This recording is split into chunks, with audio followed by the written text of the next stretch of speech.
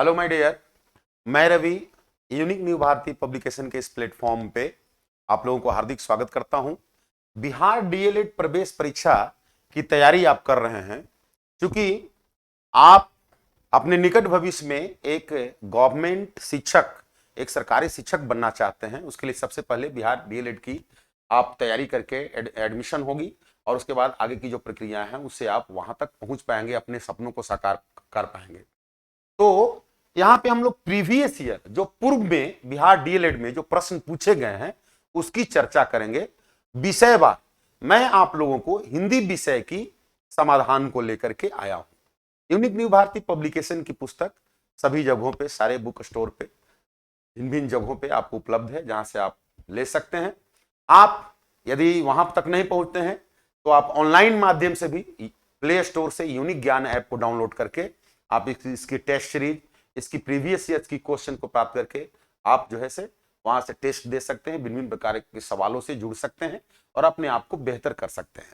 तो आइए देखिए, जो किसी भी प्रतियोगिता परीक्षा की जो प्रीवियस ईयर की जो क्वेश्चन होती है वो उस प्रतियोगिता परीक्षा की एक तरह से माय डियर मानक होती है, और वह इस बात को स्पष्ट कर देती है कि परीक्षाओं में सवालों के पूछने का पैटर्न क्या है, सवाल किस तरीके से पूछे जाते हैं, सवाल पूछने का क्या नमूना है, किसी विषय में किन किन जगहों से कौन कौन विषय वस्तु से कौन कौन चैप्टर से सवाल पूछे जाते हैं, और सवाल का लेवल क्या होता है, किस लेवल का सवाल पूछा जाता है।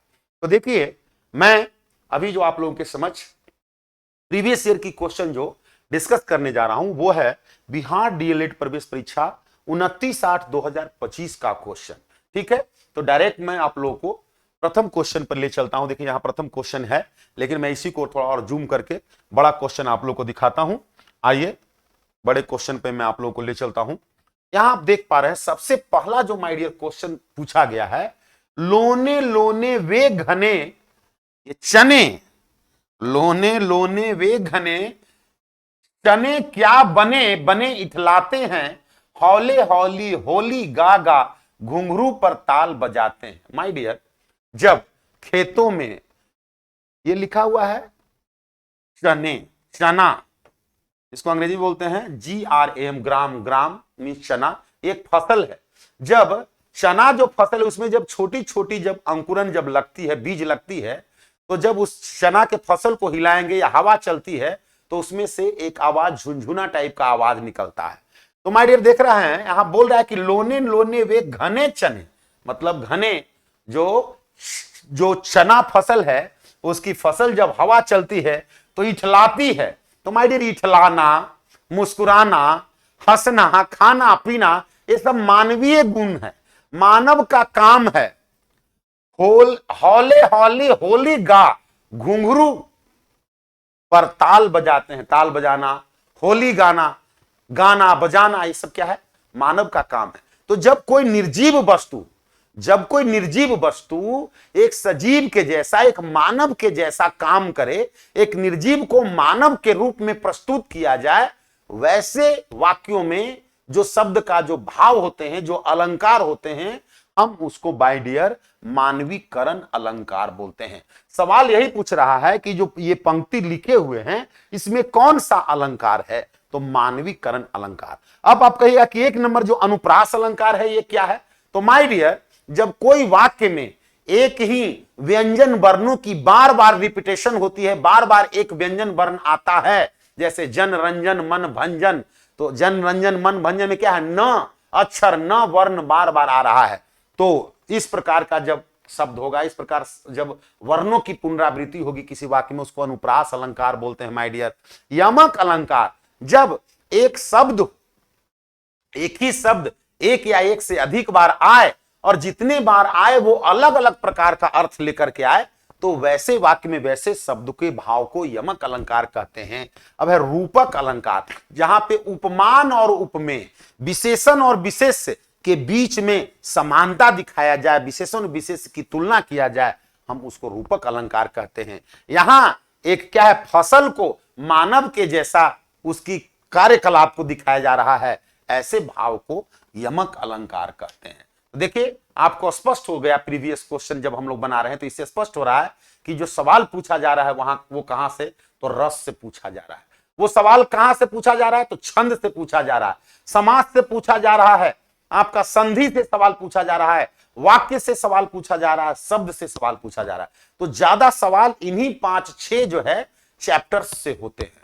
तो ये हमें प्रीवियस क्वेश्चन ये हमेशा याद दिलाते चलता है, जितना सेट बनाते हैं, प्रीवियस क्वेश्चन बनाते हैं, हमेशा याद दिलाता है, हमेशा हमारे जेहन में ये भरता है, हमें अपने आप को बूस्टअप करता है कि सवाल कहां से पूछा जा रहा है, किस चैप्टर पे हमें ज्यादा फोकस करना है, सवाल का क्या लेवल है, किस स्तर का हमें क्वेश्चन बनाना है। सवाल बनाने से अभी स्थिति स्पष्ट हो जाती है कि हम कितना कर पा रहे हैं, क्या बना पा रहे हैं, क्या छूट रहा है, कौन सी चैप्टर की सवाल हमसे छूट रही है। तो आइए दूसरा सवाल मैं दिखाता हूं माय डियर। माया महा ठगनी हम जानो में कौन सा अलंकार है? माय डियर कह रहा है कि माया महा ठगनी हम जानो।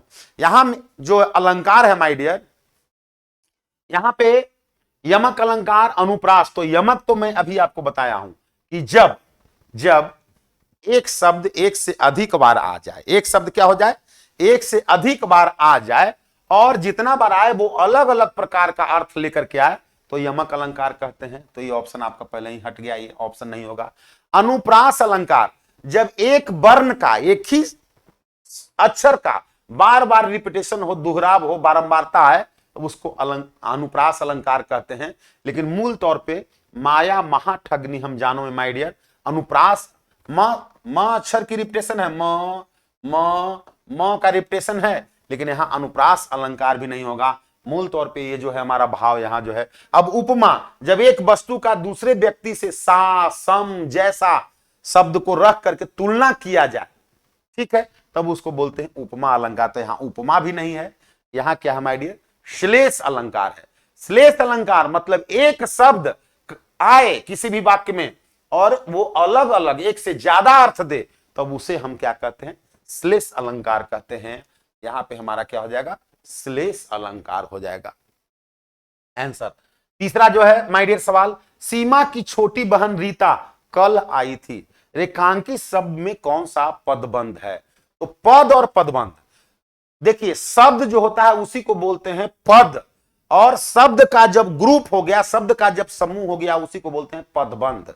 माय डियर, जब कोई एक शब्द किसी वाक्य में प्रयोग हो गया, उसको हम पद बोलते हैं। मतलब वाक्य में प्रयुक्त शब्द को पद कहते हैं और वाक्य में प्रयुक्त शब्दों के समूह को पदबंध कहते हैं। तो देखिए यह एक वाक्य हो गया और इस वाक्य में प्रयुक्त शब्दों का एक समूह हो गया, रीमा की छोटी बहन रीता, ये क्या हो गया, पदबंध हो गया, शब्दों का समूह।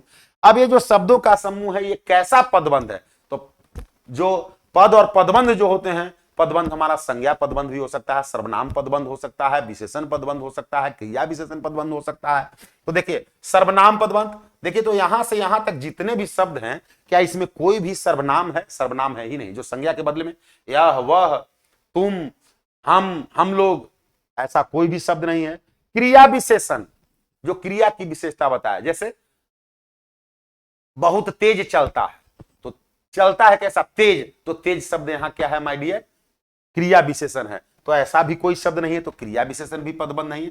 क्रिया पदबंध भी यहां नहीं है, मतलब कुछ काम होना जाना जाए तो क्रिया पदबंध नहीं है। यहां सब क्या है, सीमा, तो सीमा क्या है माय डियर, संज्ञा है।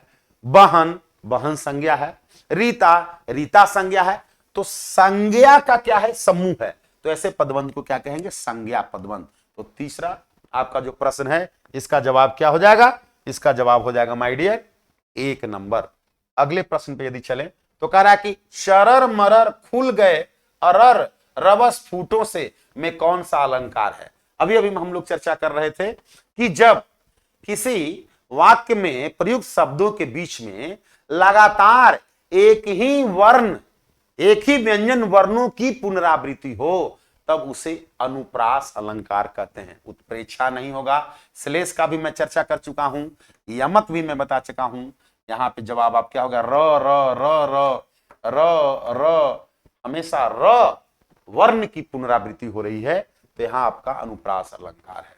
तो आशा करते हैं कि आप लोगों को जो प्रश्न है, इसकी प्रश्न का जो मैं हल कर रहा हूं, जो मैं आप लोगों को प्रश्नों की जो आंसर्स हैं उसका मैं जो डिस्कस कर रहा हूं, बिल्कुल आप लोगों को स्पष्ट हो रहा होगा, समझ में आ रही होगी। आप लोग जो है कमेंट बॉक्स में अपना कमेंट करना नहीं भूलेंगे। क्या आपको समझ में आ रहा है, क्या नहीं समझ में आ रहा है? आप अपनी कमेंट, अपनी राय जरूर देंगे। आइए नेक्स्ट देखते हैं। परीक्षाएं समाप्त होते ही हम आगरा गए वाक्य का संयुक्त रूप है। माय डियर, वाक्य जो होते हैं बनावट के दृष्टिकोण से तीन प्रकार के वाक्य होते हैं, सरल वाक्य, संयुक्त वाक्य और मिश्र वाक्य। सरल वाक्य जो होते हैं वो अपने आप में स्वतंत्र होते हैं, वो एक सामान्य वाक्य जो होते हैं वो सरल वाक्य होते हैं, वो किसी दूसरे वाक्य से जुड़े हुए नहीं होते हैं, एक कर्ता और बाकी जो उनके जो विधेय होते हैं वो होते हैं। संयुक्त वाक्य, दो सामान्य वाक्य जब जुड़ जाते हैं और से, या से, अथवा से, ही से, तब हम उसको बोलते हैं संयुक्त वाक्य। लेकिन जैसा वैसा, जब तब, ज्यों ही त्यों ही, यद्यपि तथापि, ऐसे संयोजक से जब दो वाक्य जुड़ जाते हैं उसको बोलते हैं माय डियर मिश्र वाक्य। तीन प्रकार के वाक्य होते हैं बनावट के दृष्टिकोण से। तो यहां पे ये वाक्य लिखा हुआ है, परीक्षाएं समाप्त होते ही हम आगरा गए, ये हमारा जो है ऑलरेडी एक क्या है माय डियर, ऑलरेडी ये क्या है संयुक्त रूप में है एक तरह से ये वाक्य, लेकिन अब इसका संयुक्त रूप और क्या हो सकता है स्पष्टता। तो जैसे ही बताएं कि जैसे वैसे जैसे ही आएगा वो मिश्र वाक्य होगा, ये ऑप्शन नहीं होगा। परीक्षाएं समाप्त हुई, परीक्षाएं समाप्त हुई एक वाक्य है, हम आगरा चले गए अगला वाक्य है, दो वाक्य है और जुड़ा हुआ है क्या चीज से, और से। तो हम अभी चर्चा किए, मैं अभी आपको बताया और, अथवा, या, किंतु, परंतु, अन्यथा, इन शब्दों से जब दो स्पेशल दो अलग अलग वाक्य जुड़ते हैं हम उसको संयुक्त वाक्य कहते हैं। अतः हमारा जवाब जो है सी नंबर होगा। परीक्षाएं समाप्त हुई नहीं कि हम आगरा चले गए, ये मिश्र वाक्य का उदाहरण है। क्योंकि परीक्षाएं समाप्त हो गई इसलिए हम, क्योंकि इसलिए, यथा अन्यथा, यद्यपि तथापि, है ना, जैसे वैसे, जब तब से जब जुड़ेगा तो वो मिश्र वाक्य, दोनों मिश्र वाक्य हैं। ये हमारा माय डियर क्या है, मिश्र वाक्य है। ये हमारा क्या हो गया, संयुक्त वाक्य है। तो कह रहा है कि परीक्षाएं समाप्त होते ही हम आगरा गए, इसका संयुक्त वाक्य क्या हो सकता है, तो परीक्षाएं समाप्त हुई और हम आगरा चले गए, ये आपका संयुक्त रूप है, संयुक्त वाक्य का उदाहरण है। आगे देखते हैं कि क्या प्रश्न होता है, किस प्रकार का प्रश्न पूछा जाता है। तो देखिए ये जो 2029 का जो सवाल पूछा है, 2025 में जो सवाल पूछा है 29 तारीख को, कह रहा है कि छंद से संबंधित गणों की सही संख्या क्या है। गण कितने हैं, तो गण होते हैं माय डियर 8। गण की संख्या कितनी होती है, 8 होती है। गणों की संख्या है 8, यगण, मगण, रगण, अगण, ये जो है से गणों की के रूप हैं। तो गणों की संख्या 8 होती है, याद रखना है। इसके प्रकार कौन कौन है नाम याद रखने की जरूरत नहीं है, लेकिन संख्या जरूर याद रखेंगे कि गण की कितनी संख्या होती है। छत्र प्रकाश प्रबंध काव्य के रचनाकार कौन है, छत्र प्रकाश प्रबंध काव्य के रचनाकार कौन है। तो देखिए छत्र प्रकाश जो लिखी गई है, इसके जो रचनाकार है माय डियर, इसके रचनाकार का नाम है लाल कवि। पद्माकर नहीं, भूषण नहीं और सूदन नहीं, सूदन कोई कवि नहीं थे, भूषण एक कवि थे। यहाँ पे छत्र प्रकाश जो है लाल कवि के द्वारा लिखा गया है। छत्र प्रकाश इनके द्वारा लिखा गया है, लाल कवि के द्वारा लिखा है गया है, जिनका नाम था नागरमल पुरोहित, मूल नाम इनका था, और ऐसे लाल कवि के नाम से वो जाने जाते थे। और ये छत्र प्रकाश जो है, छत्र प्रकाश जो रचना किए हैं लाल कवि जो है नागरमल पुरोहित, ये जो है मूल तौर पे ये महाराजा छत्रसाल के जीवन और छत्रसाल के बारे में, महाराजा छत्रसाल थे उनके जीवन के बारे में इसमें चर्चा किया गया है। रीतिकालीन ये रचना है, रीतिकाल की ये रचना है। वह नृत्य देख रहा है, प्रयोग के आधार पर वाक्य का भेद बताइए। प्रयोग के आधार पे, तो प्रयोग के आधार पे वाक्य तीन प्रकार के होते हैं, कर्तृवाच्य, कर्मवाच्य और भाववाच्य। वाच्य आप लोग पढ़े हुए हैं, जिस तरह से अंग्रेजी में वॉइस पढ़ते हैं, हिंदी में उसी को बोलते हैं वाच्य। तो वाच्य हिंदी में 3 होते हैं, अंग्रेजी में 2 होते हैं, एक्टिव वॉइस और पैसिव वॉइस। हिंदी में 3, कर्तृवाच्य, कर्मवाच्य और भाववाच्य। जब क्रिया वर्ब कर्ता के अनुसार बदलता रहे तो कर्तृवाच्य, कर्म के अनुसार बदले तो कर्मवाच्य, और भाव के अनुसार बदल जाए तो भाववाच्य। भाववाच्य को पहचानने का एक और जो है प्रारूप है, तरीका है, जब वाक्य में न का, नकारात्मकता का भाव हो तब उसको हम लोग क्या कहते हैं, नेगेटिविटी का भाव हो तब उसको भाववाच्य कहते हैं। तो वह नृत्य देख रहा है, देख रहा है कौन, वह। तो देखना हमारा क्या है माय डियर, क्रिया है। ये किस पे डिपेंड कर रहा है किस पे, वह पे। तो कर्ता वह, इस वाक्य का कर्ता कौन है, वह। कर्ता के अनुसार जो वाक्य की जो दृष्टि है वो कर्ता के हिसाब से है। तो ऐसे वाक्य के भाव को हम क्या कहते हैं, कर्तृवाच्य कहते हैं। कर्म के हिसाब से हमारा क्रिया नहीं बदल रहा है, भाव के अनुसार नहीं, तब जवाब हमारा हो जाएगा सी नंबर, कर्तृवाच्य का उदाहरण है। आगे कह रहा है कि इनमें से कौन सा वाक्य अशुद्ध है। ये चार जो वाक्य हैं इसमें शुद्ध वाला वाक्य को नहीं पहचानना है, अशुद्ध मतलब 3 इसमें सही है, शुद्ध है, जो गलत है उसको पहचानना है। कौन सा वाक्य शुद्ध है, कह रहा है कि इसके बाद क्या हुआ, ये तो वाक्य शुद्ध है। क्वेश्चन पूछ रहा है, देखिए क्वेश्चन साइन ऑफ इंट्रोगेशन लगा हुआ, क्वेश्चन का चिन्ह, प्रश्नवाचक चिन्ह लगा हुआ है। इसके बाद क्या हुआ, कोई पूछ रहा है कि देखो ये काम जो हुआ इसके बाद और क्या हुआ, तो ये वाक्य हमारा शुद्ध है, तो शुद्ध है इसलिए ये जवाब नहीं होगा। क्योंकि हमें वैसा वाक्य को पहचानना है जो क्या है, जो अशुद्ध है, तो इसलिए ये जवाब नहीं होगा। आगे है, मेरे पास केवल एक घड़ी है, मेरे पास केवल एक घड़ी है, यह भी वाक्य सही है इसलिए ये जवाब नहीं होगा। तुम सबसे सुंदर हो, यह भी वाक्य सही है, यह भी जवाब नहीं होगा।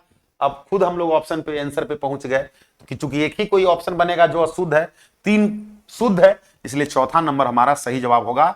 उसे कोई पैतृक संपत्ति नहीं मिली। देखिए इस वाक्य में एक शब्द जो लिखे गए हैं ये गलत लिखे गए हैं, पैतृक, प आयकार त में रेफ और क, पैतृक किस तरह से लिखा जाता है, यहाँ पे शब्द का वर्तनी जो है गलत है, इसलिए इस वाक्य की यही अशुद्धि है। ऑप्शन आपका डी नंबर चला जाएगा। नेक्स्ट यदि मैं सवाल को देखूं तो जय जय जय गिरिराज किशोरी जय महेश, महेश भगवान शिव को कहा गया है। मुख, महेश मतलब शिव भगवान की जो मुख मंडल है, मुख जो है, चंद्र चकोरी, वो किसके अनुसार है, किसके जैसा है, चंद्रमा के समान है।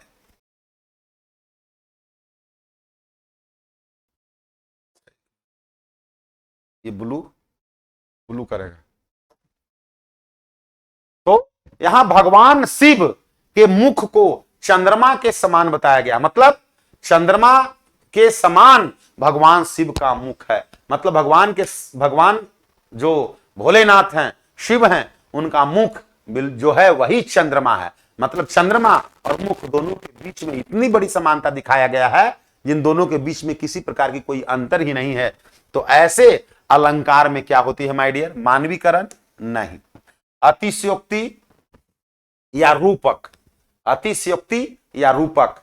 तो जब रूपक मैं पहले ही बता चुका हूं, जब विशेषण और विशेष की, उपमान और उपमेय की चर्चा हो तब रूपक अलंकार कहते हैं। लेकिन क्या कह रहा है कि जय जय जय गिरिराज किशोरी जय महेश मुखचंद्र चकोरी, तो यहां क्या चीज दिखाया जा रहा है, किसी के मुख को, भगवान जो शिव हैं उनके मुख को चंद्रमा के समान हूबहू दिखाया गया है, चंद्रमा के समान बताया जा रहा है। यहां पे क्या चीज है, तो यहां पे जो है माय डियर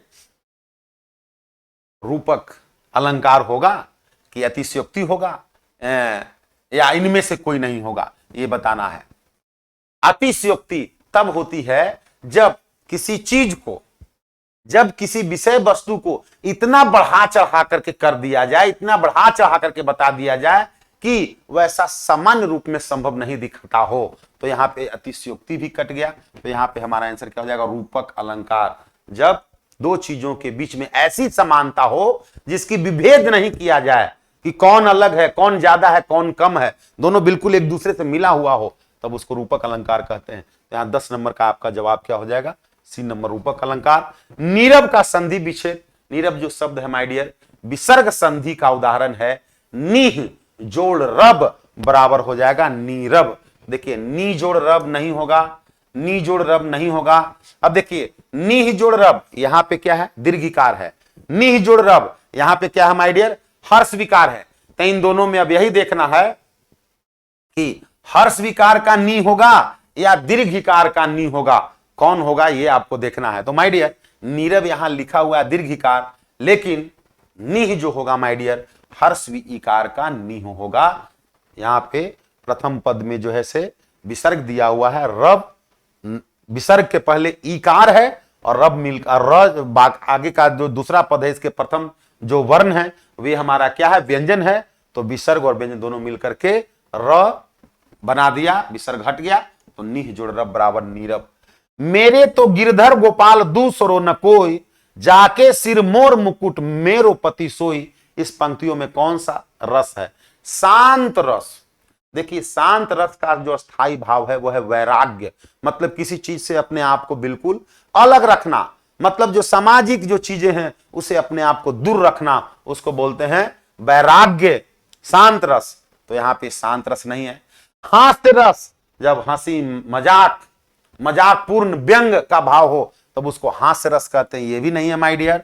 करुण रस या श्रृंगार रस, यही दो ऑप्शन होगा। अब आप लोग ऑप्शन पे पहुंचिए कि कौन आपका जवाब होगा, करुण रस या श्रृंगार रस।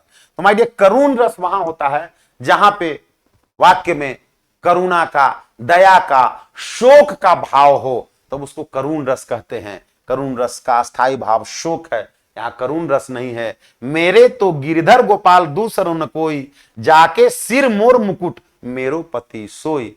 यहां पे किसके द्वारा, मीरा के द्वारा कहा जा रहा है। मीरा जो है भगवान गिरधर को, गोपाल को, नटवर जो कन्हैया लाल हैं, उन्हीं को मीरा जो है अपनी पति मानी हुई है। यहां पे क्या है, श्रृंगार रस है, श्रृंगार का भाव है, जहां पे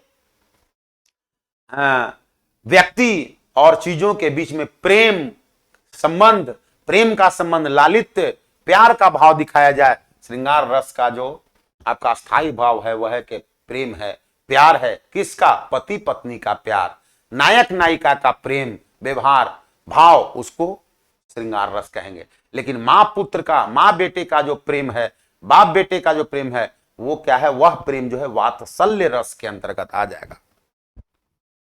आइए, बोलने वाले या लिखने वाले व्यक्ति के लिए जिन सर्वनामों का प्रयोग करते हैं उन्हें क्या कहते हैं, मध्यम पुरुष, अन्य पुरुष की उत्तम पुरुष। तो माय डियर मध्यम, अन्य और उत्तम की इनमें से कोई नहीं।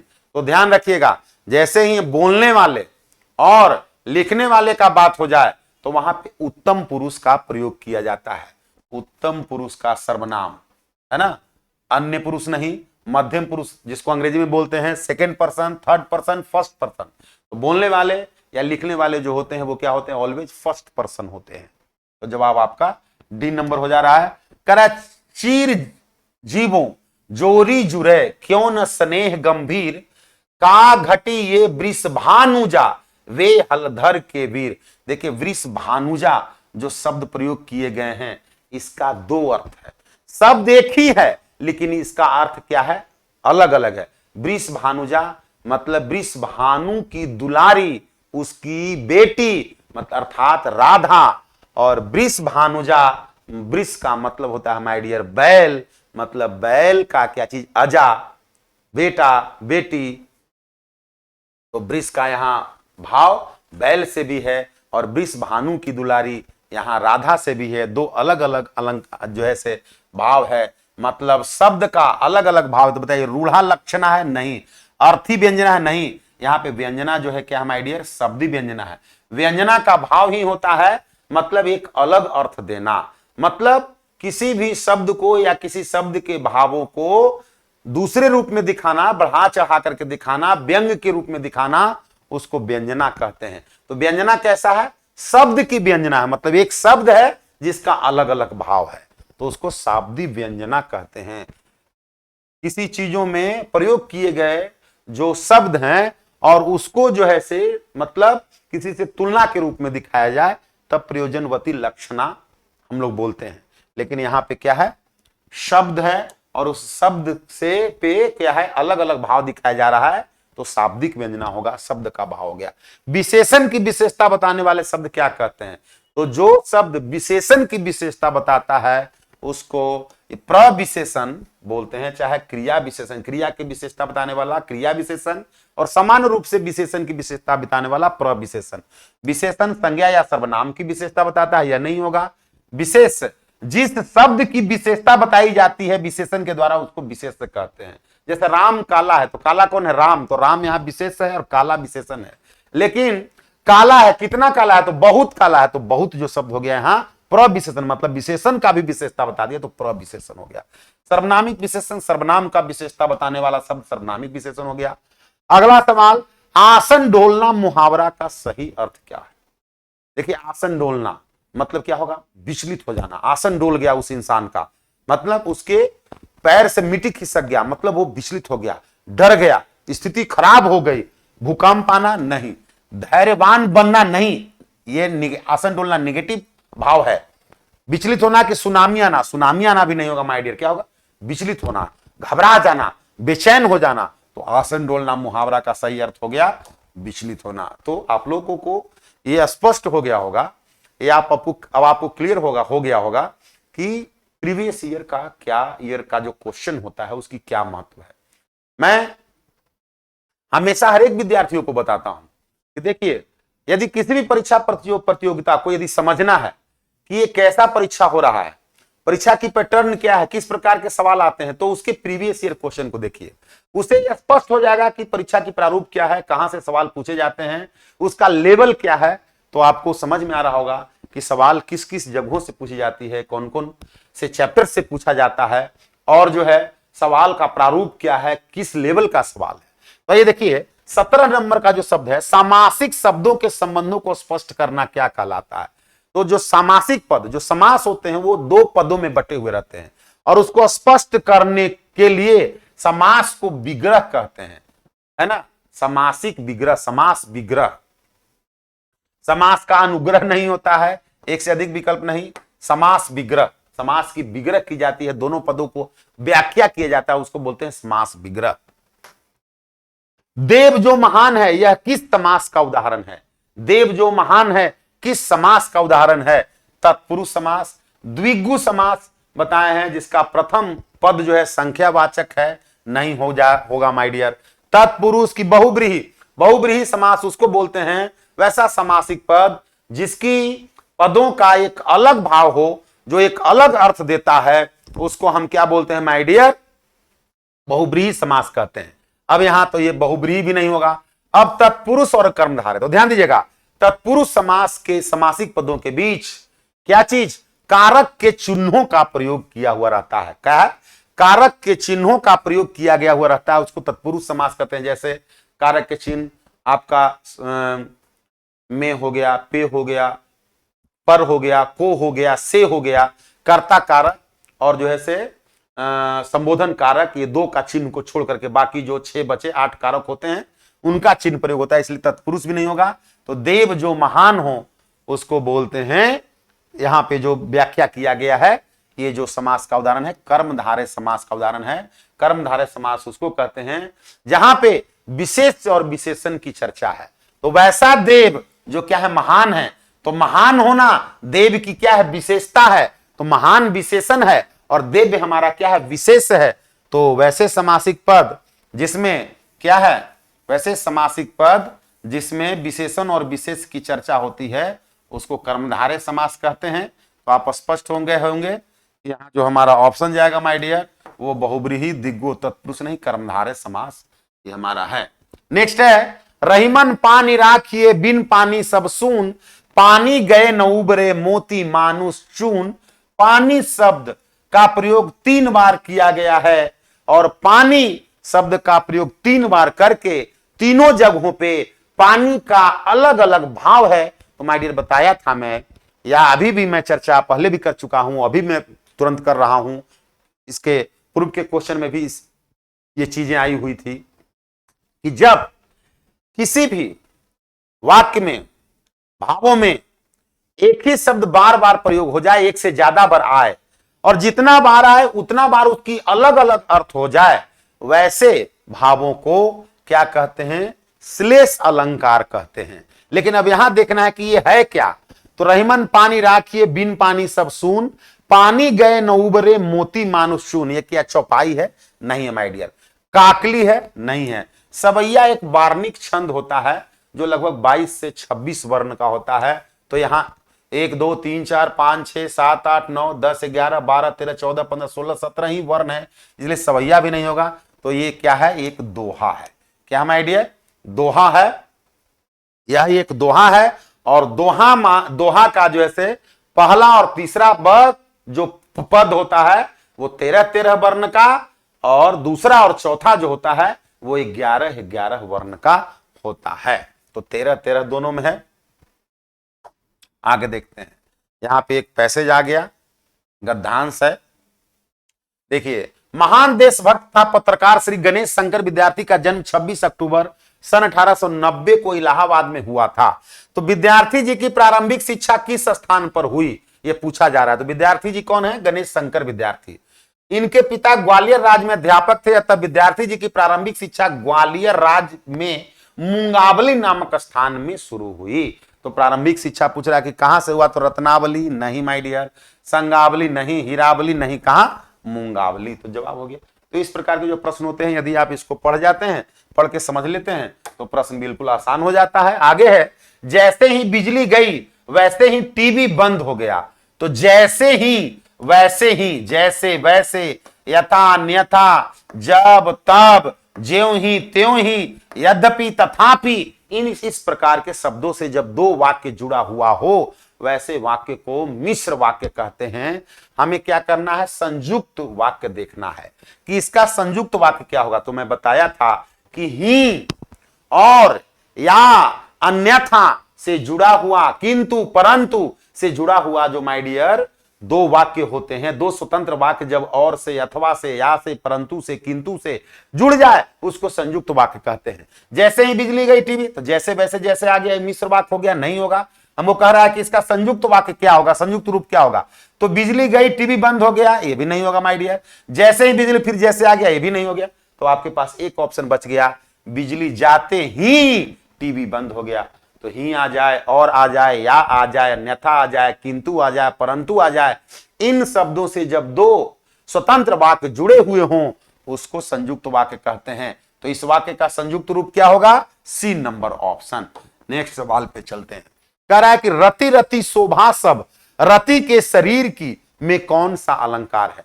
तो यहां रति शब्द का दो बार प्रयोग किया गया है, रति रति। अब देखिए, एक शब्द को का प्रयोग दो बार किया गया है, लेकिन एक शब्द का प्रयोग दो बार किया गया है, लेकिन दोनों बार रति शब्द का जो भाव है अलग है। रति का मतलब होता है थोड़ा, थोड़ा सा या कम, और रति जो है कामदेव की पुत्री, कामदेव की पुत्री का भी नाम था रति। तो बताइए, उपमा अलंकार है? नहीं।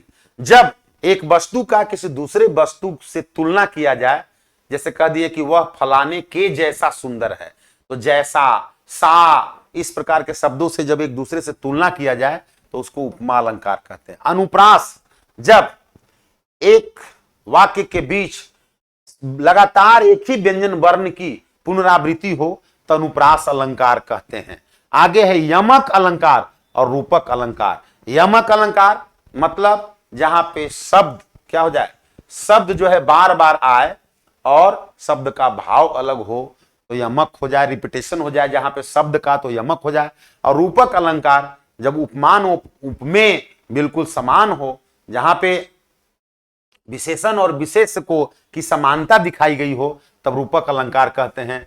तो यहां पे जो माय डियर पूछा जा रहा है हमसे, यहां पे जो दिखाया जा रहा है, यह ये कह रहा है कि रति रति शोभा सब रति के शरीर की में कौन सा अलंकार है। तो ध्यान दीजिए, यहां पे श्लेष अलंकार का भाव है, लेकिन हमारा ऑप्शन में विकल्प में श्लेष नहीं है। तो अब देखिए, र शब्द की पुनरावृत्ति हो रही है। क्या हो रही है, र जो वर्ण है, र वर्ण की पुनरावृत्ति हो रही है। तो ऐसे में आप ऑप्शन क्या है, अनुप्रास अलंकार लगाएंगे, क्योंकि र जो व्यंजन वर्ण है ये बार बार आ रहा है। देखिए, र र, फिर शरीर में दो दो र जो है ऐसे लगा हुआ है, तो र वर्ण की बार बार पुनरावृत्ति हो रही है। तो ये हमारा क्या हो गया, अनुप्रास अलंकार हो गया। आगे कह रहा है माय डियर, राम के समान शंभु, शंभु सम राम। तो देखिए, के समान, सम या सा, ये सब जैसे ही हो जाते हैं माय डियर, क्या होता है, उपमा अलंकार होता है। क्या होता है, उपमा अलंकार होता है। अभी मैं चर्चा कर रहा था, बाकी तमाम चीजों का मैं बताया ही। सलमा घर जाती है, वह आता है, हम लोग पढ़ते हैं, आप ये जानते हैं, ये सब कैसा है, सामान्य वाक्य है, साधारण वाक्य है, सरल वाक्य है। संयुक्त वाक्य में बताया हूं कि कैसा होता है, वो और अन्यथा ये सबसे जुड़ा हुआ आता है। मिश्र वाक्य जैसे ही वैसे ही, जब तब, यथा अन्यथा, यद्यपि तथापि, ये सबसे जुड़ा हुआ रहता है।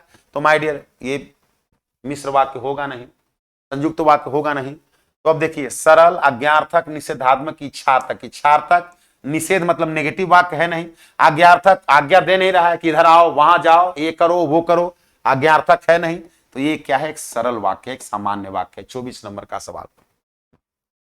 पांचवा, ये 25वां जो सवाल है, दुबला पतला लड़का को जब हमने दारासिन कहा तो यहां कौन सा शब्द शक्ति है? जैसे कोई लड़का जो है दुबला पतला है और उस दुबला पतला को हम कहते हैं ओए दारासिन, मतलब हम क्या कर रहे हैं? एक तरह से व्यंग कर रहे हैं, एक तरह से क्या कर रहे हैं? व्यंग कर रहे हैं। तो जैसे ही व्यंग होता है तो क्या हम उसको बोलते हैं? व्यंजना। शब्द शक्ति 3 हो गया, अभिधा, लक्षणा और व्यंजना। तो इसमें कौन सी शक्ति है? रस, रस शक्ति में नहीं आता है, अलंकार शक्ति में नहीं आता है। शब्द शक्ति 3 होते हैं, अभिधा, लक्षणा और व्यंजना। जब किसी शब्द का भाव सामान्य हो, साधारण हो, तो उसको अभिधा बोलते हैं।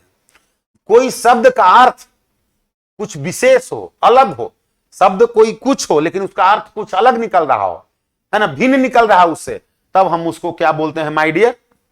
लक्षणा बोलते हैं। लेकिन जब किसी शब्द को बढ़ा चढ़ा करके या व्यंग के रूप में, भिन्न रूप में किया जाए, तब उसे क्या बोलते हैं? व्यंजना बोलते हैं।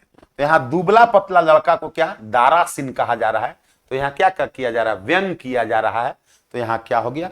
व्यंजना हो गया। तो इस प्रकार के आप देखें कि शब्द से संबंधित, वाक्य से संबंधित, समास से, संधि से, भिन्न भिन्न जगहों से सवाल आपका जो है डीएलएड प्रतियोगिता परीक्षा में पूछा जाता है। तो यदि आप चाहते हैं कि ज्यादा से ज्यादा मैं अपनी डीएलएड परीक्षा के लिए ज्यादा से ज्यादा मैं एग्जाम की जो है पैटर्न से गुजरूं, सवालों से गुजरूं, तो आप हमारा यूनिक टेस्ट पास ले सकते हैं। इसके लिए आप प्ले स्टोर से यूनिक ज्ञान ऐप को डाउनलोड कर लीजिए और जिस किसी भी प्रतियोगिता परीक्षा की आप तैयारी करते हैं, railway, BPSC, Bihar police, SSC, paramedical, ITI, polytechnic, DElEd, BSc, किसी चीज का, वहां पे तमाम प्रतियोगिता परीक्षाओं के लिए टेस्ट सीरीज उपलब्ध है नए पैटर्न पे, और जो पिछले सालों में जो पूछे गए हैं, मतलब प्रीवियस ईयर का क्वेश्चन उपलब्ध है। 3 महीने के लिए, 6 महीने के लिए, साल भर के लिए आप अलग अलग तरीके से टेस्ट पास ले सकते हैं और आप जो है परीक्षाओं से गुजर सकते हैं। अपने आप को आप माप सकते हैं, भाप सकते हैं कि हमारी तैयारी कितना है, कहां तक है। इसकी आपका लिंक जो है डिस्क्रिप्शन बॉक्स में दिया हुआ है, इसकी विशेष इससे जुड़ा हुआ जो जानकारी यदि आप चाहते हैं तो, और उससे नहीं होता है तो आप हमारा जो कांटेक्ट नंबर है, कांटेक्ट नंबर भी आपका डिस्क्रिप्शन बॉक्स में रहेगा, वहां से आप देख सकते हैं। वहां से नहीं तो आप यहां से भी आप संपर्क कर सकते हैं। 8434897582 ये हेल्पलाइन नंबर है, इस पे आप विशेष सूचना जानकारी प्राप्त कर सकते हैं। बहुत बहुत धन्यवाद। आशा करते हैं आज की ये जो मैं क्वेश्चन का डिस्कशन किया हूं ये आपको समझ में काफी जो है अच्छे तरीके से आया होगा। कमेंट बॉक्स में आप कमेंट जरूर करेंगे। बहुत बहुत धन्यवाद।